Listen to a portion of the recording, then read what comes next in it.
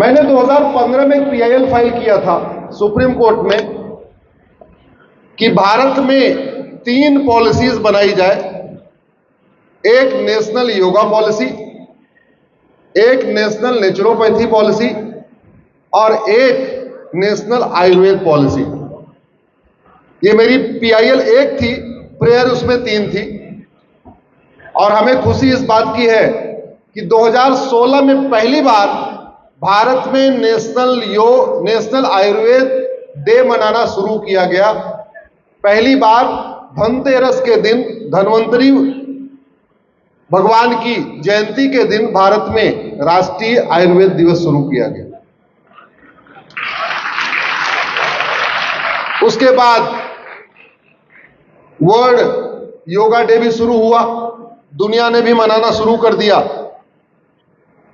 लेकिन हम थोड़ा सा कहीं ना कहीं मिस कर गए।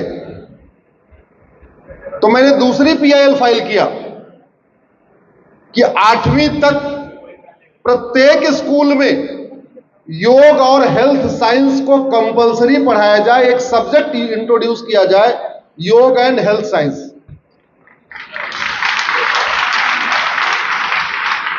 फिर मैंने एक और पीआईएल फाइल किया कि 8वीं तक प्रत्येक स्कूल में एक योग मित्र अपॉइंट किया जाए।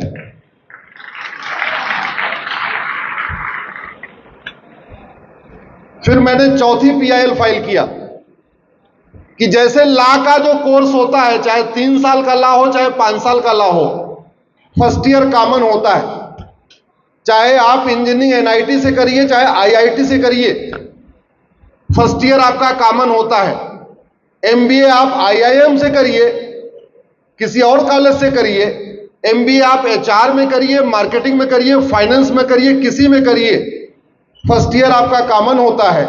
इंजीनियरिंग आप सिविल से करिए, मैकेनिकल से करिए, इलेक्ट्रिकल से करिए या एरोनॉटिकल से करिए, फर्स्ट ईयर आपका कॉमन होता है। वकालत में आपको सिविल कॉन्स्टिट्यूशन का एक्सपर्ट बनना है, चाहे सिविल का बनना है चाहे क्रिमिनल का, फर्स्ट ईयर ऐसे कॉमन होता है।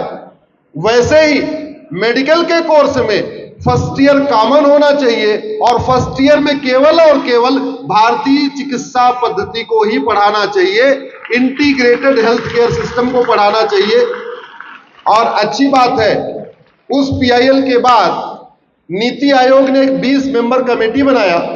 वो नीति आयोग क्या कर रहा है मेरे को ज्यादा आइडिया नहीं है, लेकिन कल उस पर फिर सुनवाई है, तो कल पता चलेगा कि पिछले 1 साल में नीति आयोग ने उस करिकुलम के बारे में क्या किया, आगे करने जा रहे हैं कि नहीं करने जा रहे हैं। लेकिन ये अकेले हमारी पीआईएल से बात बनेगी नहीं, आप सबको भी इस विषय को डिमांड करना पड़ेगा।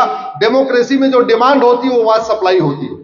और सहयोग अच्छी बात यह है कि माननीय प्रधानमंत्री जी का भारतीय चिकित्सा के प्रति बहुत लगाव भी है। आयुष मंत्रालय भारत में पहली बार बना है, भारत में योग डे पहली बार शुरू हुआ है, पूरी दुनिया में योग डे पहली बार मनाना शुरू किया है।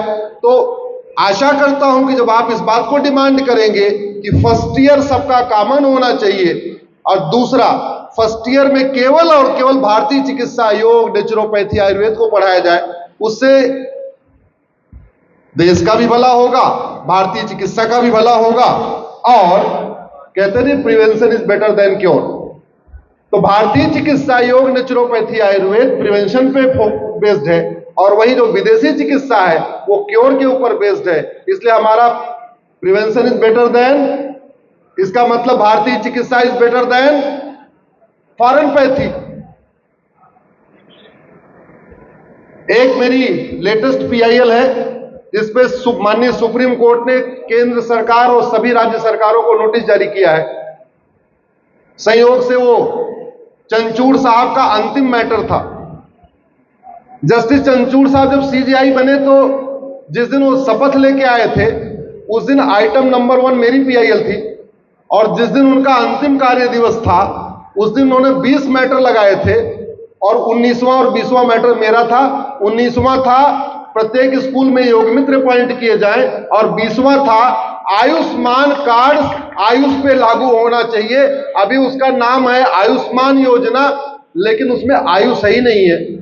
और इस बात का ध्यान दिलाने के लिए मैं आचार्य मनीष जी को धन्यवाद देता हूं। मुझे ये नहीं पता था, नाम तो इसका आयुष्मान भारत है, लेकिन आयुष पे लागू नहीं होती। हमारे सामने आचार्य मनीष जी बैठे, एक बार आचार्य जी आप खड़े हो जाएं, एक बार आपको सब लोग देख भी लेंगे। तो मैं आपको धन्यवाद देता हूं। ये बात मुझे दो लोगों से पता चली, डॉक्टर विश्वरूप चौधरी जी साहब से पता चली और मनीष जी से पता चली कि भैया नाम तो आयुष्मान भारत है, इसमें आयुष है नहीं। अच्छी बात यह है चंचूड़ साहब जाते जाते अंतिम पीआईएल मेरी सुनते हुए और केंद्र राज्यों को नोटिस करके चले गए।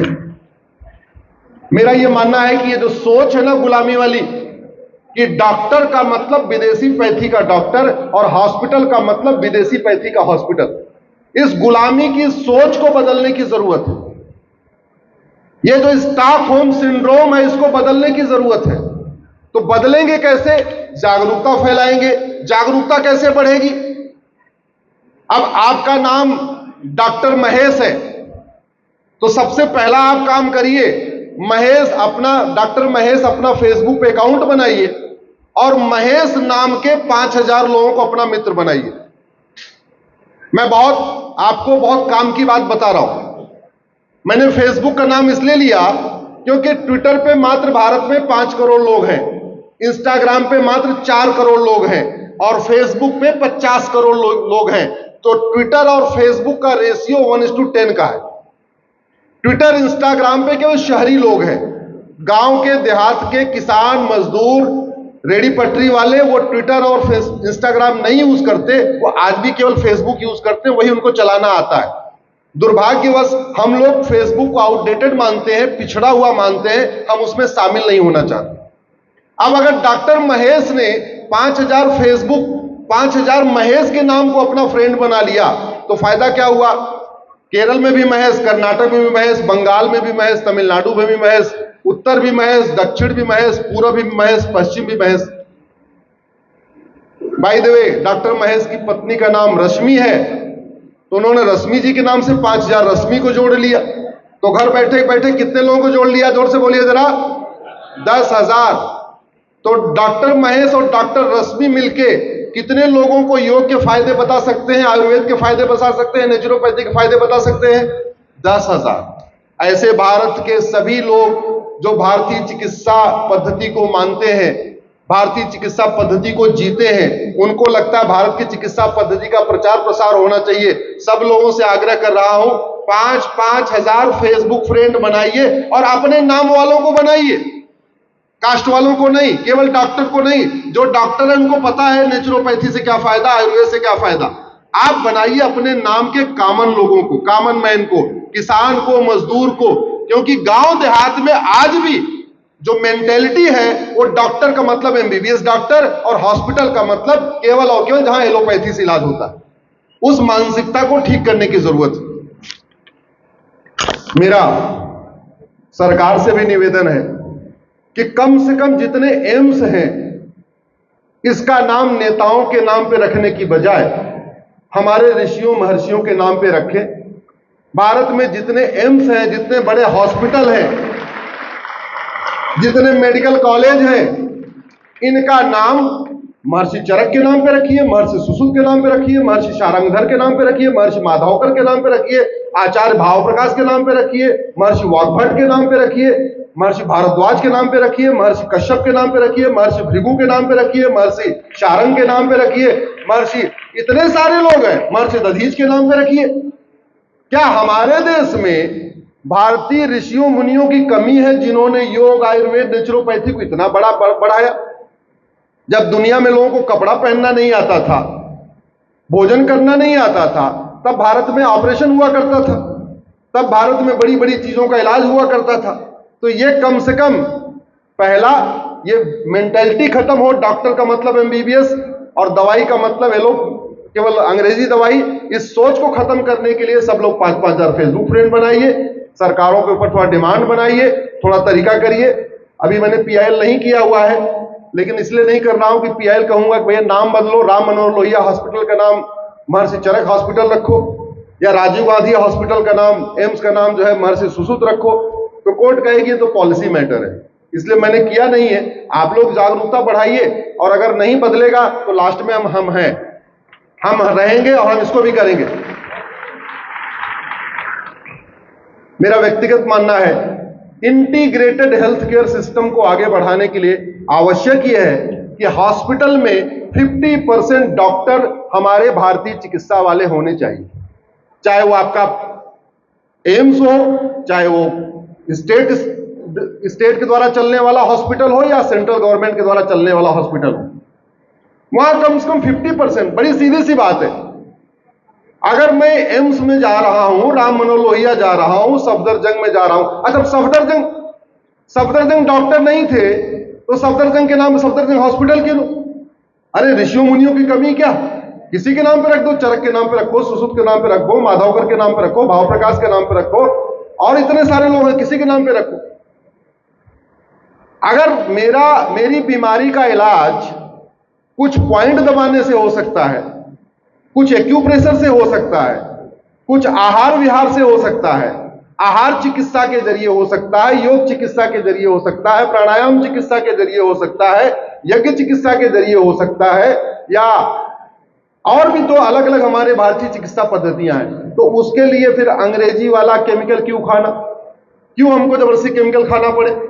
तो केमिकल से बचे, इसके लिए आवश्यकता इस बात की है हम लोग संगठित होकर प्रयास करें। संगठित होने के प्रयास करने के लिए इससे बढ़िया संगठित तो हमको दिख नहीं रहे। बहुत सब लोग संगठित हो रखे हैं, लेकिन अभी डॉक्टर संगठित हुए, अभी आम जनता संगठित नहीं हुई है। आम जनता को इसका फायदा पता चलेगा जब हम लगातार सोशल मीडिया के जरिए कुछ कंटेंट लिखेंगे, कुछ छोटे छोटे वीडियो बनाएंगे, कुछ बताएंगे, जिसका ठीक होगा उसका छोटा छोटा क्लिप बना के डालेंगे। अब इलाज हो रहा है किडनी का, मुझे डॉक्टर बीआरसी ने बताया बिना दवाई के ठीक कर दे रहे। आचार्य जी के यहां चल रहा बहुत सारी बीमारियों के इलाज, कोई दवाई नहीं खिलाते। अब अगर दिल्ली में रह के हमको ये बात 1 साल पहले पता चली है, 1.5 साल पहले पता चली है, तो मैं कल्पना कर सकता हूं कि वो मुर्शिदाबाद में, कच्छ में कब तक पता चलेगी इस स्पीड के साथ। इसीलिए जरूरी है कि हम सबको सोशल मीडिया का उपयोग करें। एक बात और, जो स्वास्थ्य का बजट है इसको कलेक्टिव रखें। दुर्भाग्यवश आज भी हेल्थ का बजट मुझे लग रहा आयुष के ऊपर 5% से ज्यादा खर्च नहीं हो रहा। 4.1 हम 5 मान ले रहे हैं, राउंड ऑफ कर दे रहे हैं, और 95% बजट उधर जा रहा है। मेरा यह मानना है अगर हम भारतीय चिकित्सा को प्रमोट करें तो पहली बात तो धीरे धीरे ग्रेजुअली हेल्थ का बजट अपने आप ही कम हो जाएगा। अगर अभी 2 लाख करोड़ लगता है तो ये ग्रेजुअली कम होगा, 1.5 लाख करोड़ आएगा और कुछ दिनों के बाद 1 लाख करोड़ हो जाएगा। और अगर हम अपनी भारतीय चिकित्सा को प्रमोट नहीं करेंगे तो हर साल ये 2 लाख करोड़, 2.25 लाख करोड़, 2.5 लाख करोड़ ये बढ़ता जाएगा। ये बड़े आश्चर्य की बात है। CGHS कार्ड आ तो गया, अपने लागू होने लग गया अपने आयुर्वेद पे, नेचुरोपैथी पे, लेकिन अभी 100% कैशलेस नहीं हुआ।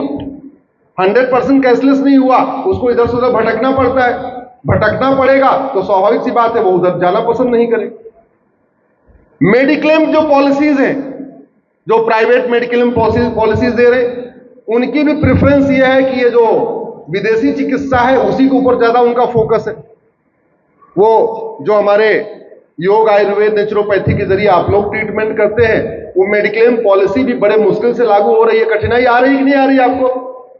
मेडिक्लेम पॉलिसीज के जरिए ट्रीटमेंट करने में दिक्कत आ रही है कि नहीं आ रही? आ रही। इसलिए आवश्यक यह है कि ये जो सौतेला व्यवहार किया जा रहा है, अरे कम से कम बराबरी का व्यवहार तो किया जाए। कायदे से तो prevention is better than cure. योग, नेचुरोपैथी, आयुर्वेद प्रिवेंशन करता है, विदेशी चिकित्सा क्योर करती है। और जब हम कहते हैं prevention is better than cure, तो प्राइमेसी किसकी होनी चाहिए? सबसे ऊपर किसको रखना चाहिए? प्रिवेंशन को। प्रिवेंशन मतलब भारतीय चिकित्सा को। चलो ठीक है, हम कहते हैं प्राइमेसी नहीं कर सकते, इसको ऊपर नहीं कर सकते, लेकिन सौतेला व्यवहार तो नहीं होना चाहिए। इतनी बात मुझे कहना था।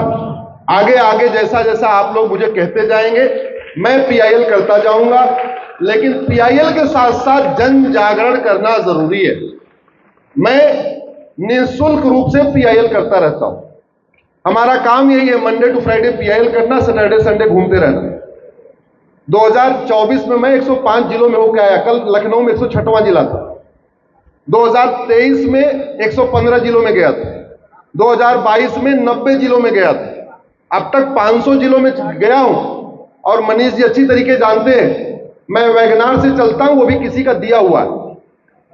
ड्राइवर हमें किसी और ने दिया हुआ है, गनर हमें सरकार ने दिया हुआ है, हमारा अपना कुछ भी नहीं है। और हमारी पीआईएल का विरोध करने वाले मर्सिडीज से घूम रहे। और जितनी मेरी पीआईएल है भारतीय चिकित्सा को बढ़ाने के लिए, एक संगठन सबसे पहले आता हमारी पीआईएल का विरोध करने। अब नाम नहीं लेना चाहूंगा, खामखा उसको काहे लिए प्रमोट करना।